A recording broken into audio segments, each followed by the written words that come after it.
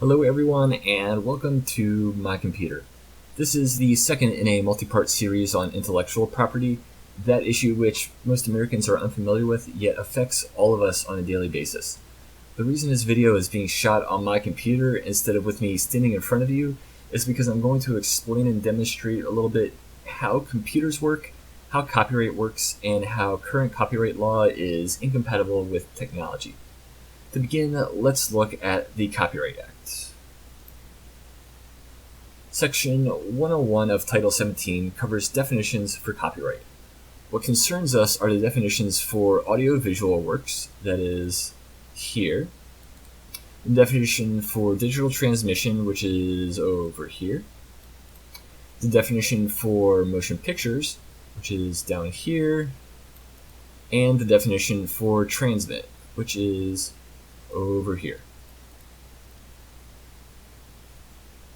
Now, these definitions are pretty much as you'd expect. Audiovisual works relate to a series of images with or without sound that displays content created. A digital transmission is a transmission in part or in whole in a digital or other non-analog format. Motion pictures are like audiovisual works, but the displayed content gives the impression of motion. And finally, the transmit means the process in which images or sounds are received beyond the place from which they are sent. In other words, going from point A to point B means transmit. This is important to know because when we go down to section 106 of the Copyright Act, I believe it's page 32, yes, there we go. When we get to section 106 of the Copyright Act, we see the exclusive rights enjoyed by copyright holders. This includes the right to reproduce, the right to distribute, and the right to publicly perform the work in question. So with all this in mind, consider BitTorrent. BitTorrent is a peer-to-peer network protocol you may or may not have heard of that is often used to distribute large amounts of data over the internet. Millions of people use the protocol for this reason. The biggest difference between peer-to-peer and regular downloads is that regular downloads establish a single connection between your device and a computer, server, or some other device elsewhere on the internet, while peer-to-peer downloads establish multiple connections to multiple systems for purposes of distributed downloading. Bandwidth cost is really the major reason for using BitTorrent to distribute your content. If you have 100 people seeding the content, meaning they have the full file available for others to grab, that's 100 sources instead of just you, meaning you do not bear the brunt of the bandwidth cost yourself. It's being distributed amongst all 100 people. And this is good because bandwidth is expensive after all. So take a look at this in action. Here I have my BitTorrent client, QBTorrent, and I'm going to download a movie with the Three Stooges, which is legally available through the archive.org website. Now, if you're not familiar, archive.org has a lot of public domain videos, music, etc. that you can freely download, whether it's through BitTorrent or whatever you would like to download it through. And there's a lot of really cool stuff there, so I highly recommend you check it out. So the Three Stooges video that I'm grabbing is called Colored Craziness.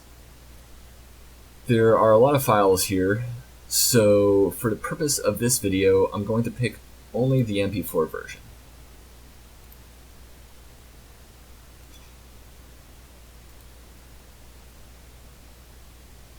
There we go. Okay, now as this starts, I've paused it. Notice the white bar which shows progress. It says 6.5% here, and then here you see the actual content itself. So there's a little bit of a bluish, dark bluer area at the beginning, a couple bars in the middle, and a little bit at the end. This all represents parts of the file that have been downloaded, with the white stuff, the white space I should say, being everything that is left to be downloaded. As you can see, I've only downloaded 14.3 megabytes, and I've uploaded nothing. So what happens when I check on the file on my computer? You'll see here that the video file is there, and according to my computer at least, the file size is the full file size that BitTorrent says it will be, even though BitTorrent says I've only downloaded 6.5%. So what happens if I try to open this?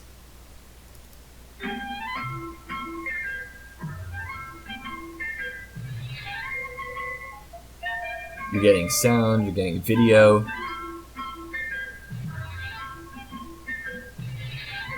For all intents and purposes, it seems like it's probably working, right? But now watch as I seek. Nothing happens. For the most part, nothing is happening because there is no data there. Even though it's allocated 233 megabytes worth of space, there is not 233 megabytes worth of video data to be read. There's only 6.5% of it, which is about 14.3 megabytes. So let me unpause this and we'll see the download progress even further.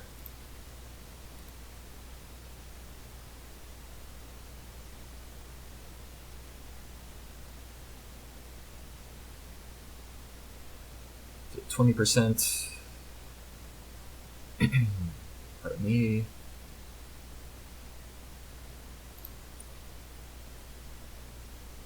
Alright, we're a little over 33%. There's still a decent amount of white stuff here. Let's check on the status of the video in question.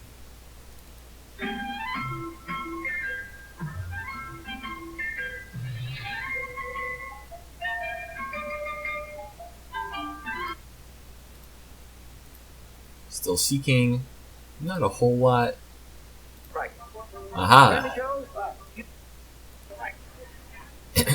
So, a few more bits of content are rendering compared to what we saw before, but there's still a lot of places where seeking just simply doesn't work. And that's because I actually haven't downloaded the entire movie just yet.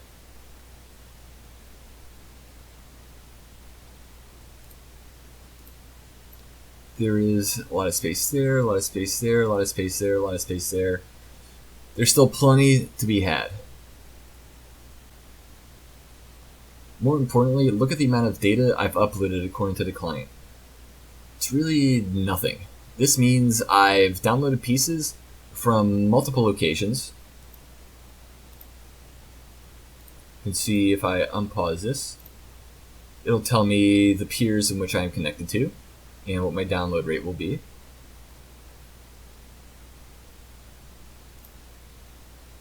But at the same time, I have uploaded nothing. Thus, technically, the exclusive right of distribution has not been violated. Even if the upload amount shown here was not zero, that doesn't necessarily mean I shared any audio-visual work or any motion picture, sound, etc. So let me explain this a little bit further, and I'm going to let this keep downloading in the background.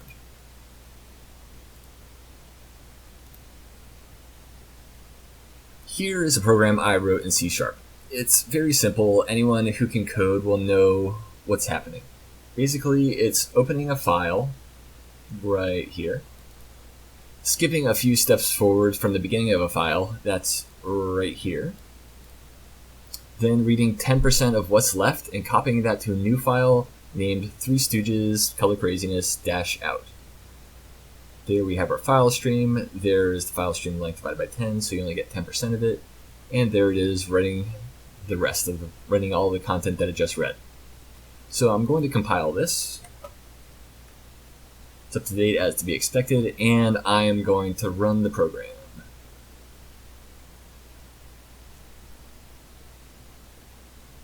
Shouldn't take but a moment or two.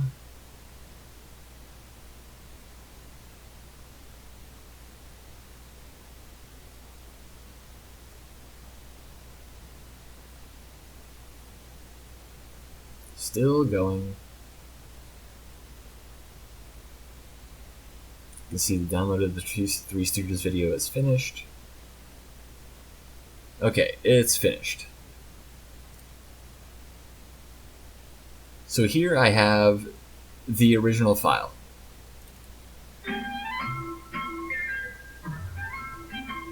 The original plays fine. Do that to a nurse? Put this John? There is nothing wrong with it. The original video file is totally 100% okay. But if we take the partial video file, which I just opened, it does absolutely nothing.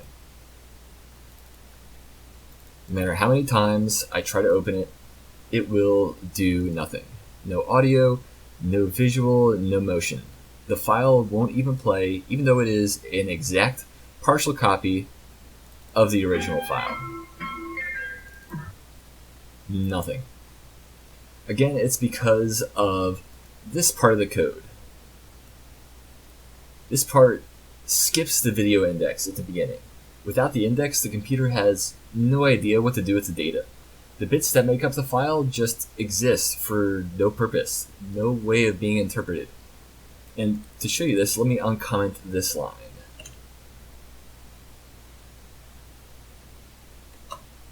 We'll compile it again, and let's run it to show you what happens.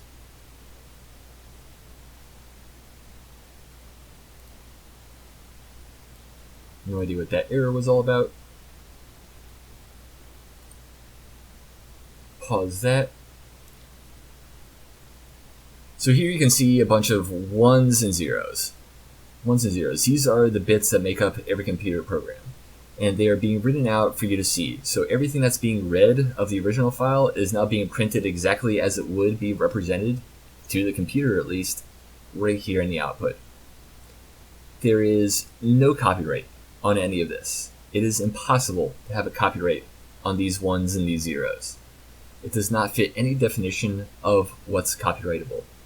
So to bring this back to the BitTorrent discussion, when sections are uploaded by users, or even when you download sections, you're not uploading or downloading anything that's really copyrightable. Not until there is a contiguous piece that can be rendered as an audio or visual entity. But even then, it's questionable whether such would be considered a copyright violation. Every case brought to court, that I'm aware of at least, involves violation of the distribution portion of copyright. The claim is you either uploaded a file for distribution or you are a seeder, and to explain that, I will show you here that I have finished downloading the video and thus am now seeding, meaning anyone who wants to grab this video would be able to connect to my computer along with a bunch of other computers and grab sections of it for themselves. This is where the distribution piece comes in. If you haven't uploaded the file, or you are a seeder, or you're not a seeder, I should say, people cannot really download copyrighted material from you. It just is not how it works. The computer will send over the bits that make up that part of the file, but they will not send over an actual audio-visual work. Nothing that can be copyrighted. This same line of reasoning applies to cloud hosting services that allow sharing of uploads, be it through Dropbox, Google Cloud, Mega Upload, Mediafire, what have you. Hollywood and the music industry have shown tremendous dislike for sites which allow users to store and share files. See, because people upload movies and TV shows all the time for others to download, and that includes music as well. So with everything discussed and shown thus far, consider this question. If you were to download a video from a file locker, are you guilty of copyright infringement? No one really knows for sure. I mean, if you put a file on a site for the purposes of having others download it, yes, you probably are guilty of copyright infringement. But as it stands right now, judges have said that infringement on copyright requires actual distribution. Merely completing all the steps necessary for distribution does not mean distribution has actually occurred. As you can see through BitTorrent, merely offering up parts of the file available does not necessarily mean you have infringed on the copyright, because the audio-visual work itself, distribution of that, has not occurred. Not by you entirely. unless of course you are the one who uploaded it in the first place and everyone just downloaded directly from you before a bunch of other seeders came online. So, have we determined whether downloading content on the internet is legal or not? I think it depends. Until a court rules otherwise, it does look like direct downloads of content without any sharing or distribution on your part could be considered non-infringing. It may even fall under fair use, as Judge Nancy Gertner suggested in Sony BMG vs. Tenenbaum. Now, should you go download stuff without any fear? Probably not. Instead, keep all this technical detail in mind, as the next part of this series will tackle intellectual property under trade agreements, specifically the Trans-Pacific Partnership that just recently was agreed upon by participating nations. So, with that, let me say thank you so much for watching. I hope you learned something, and I apologize for my messy desktop. So thank you, God bless you, and God bless the United States of America.